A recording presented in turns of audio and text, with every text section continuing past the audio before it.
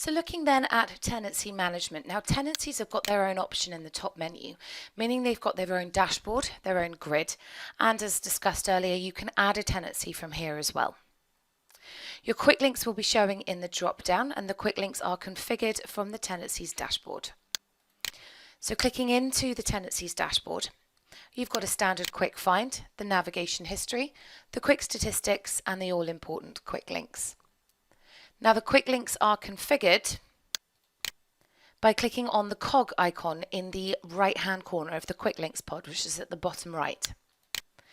You will then get presented with a list of all available quick links for your tenancies. Within them there's a list of my, office or group. Now my quick links are your quick links, your tenancies that you have created, that you are the negotiator on. Office are all tenancies within the office, and group are all tenancies within the group if you are part of a multi-branch firm. Now we've got pending tenancies here, the ones that I've got ticked: let tenancies, reserved tenancies, possible problem reserved tenancies, and that's where I was talking about that references received target date, and that is one of the reasons why it would flag up as a possible problem. We've got next inspection due, which we're going to look at now, expiring within 60 days, expiring within 90 days, so you may want both, you may just want one.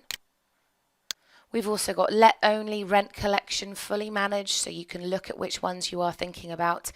You've got office gas check due, notice to quit, renewal within 60 days, and if you're using finance, you've also got rent due as well.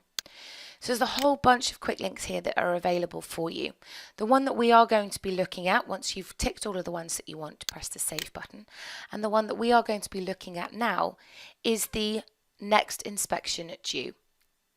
Now hovering over that, it will tell us that it's office let tenancies where the next inspection date is in the next 14 days or has already passed.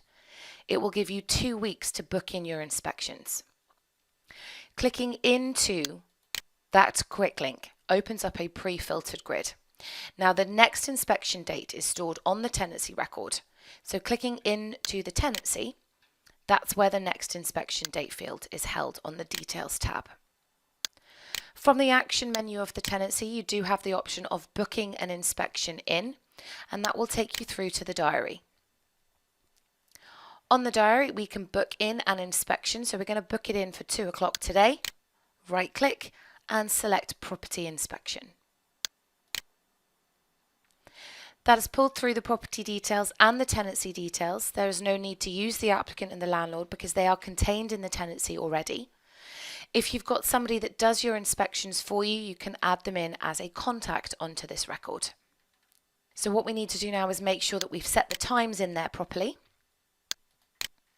and then save the record. From the action menu, once you've saved that appointment, you do have the option to create a letter.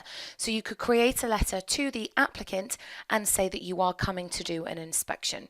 You could, of course, call the applicant at this point from the tenancy information here,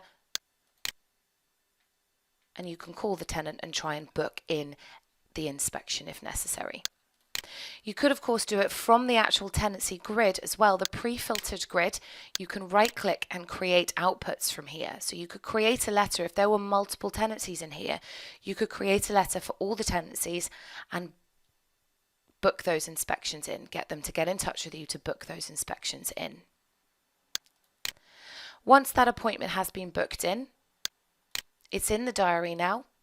On the tenancy record, we can put forward the next inspection date for either 3 or 6 months or a month, however often you do your inspections. So we're going to put it through for another 3 months and then press the date and then save the tenancy record.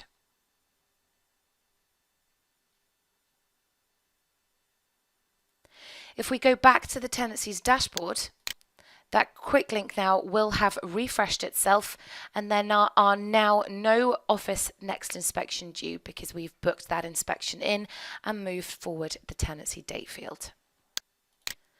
On the tenancies dashboard, we've also got here the review/renewal within 60 days. So that will give you 3 months of within those, and those are tenancies due for renewal within 60 days.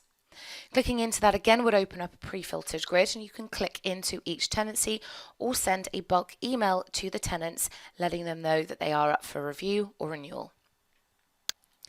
On the tenancy record, there is a renewal wizard under the change status option. We've got the option here to renew the tenancy. So clicking into that will give you this sort of mini wizard here where you can renew your tenancy. You can put the new start date, the current term expiry, the new term expiry, the new rental amount if you've reviewed and put the rent up, the review/renewal date for the next section of the tenancy, and the next inspection date as well. We could also create a letter here just to let them know that further to what we've discussed with them, we have renewed the tenancy with all of these dates in.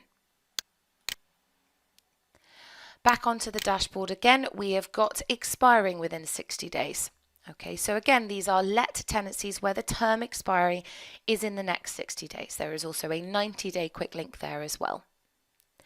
Clicking into that again will open up a pre-filtered grid. Once again, you could create multiple emails to all of the tenants, or you can click into each individual tenancy and use the option from here. So create a letter from here.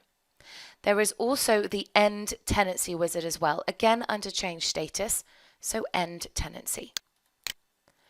Little wizard here will give you the option of when the tenants are actually moving out, change the property status back to available, remove the tenant from the property occupier details, and add in the next available from date and mark the tenants as active.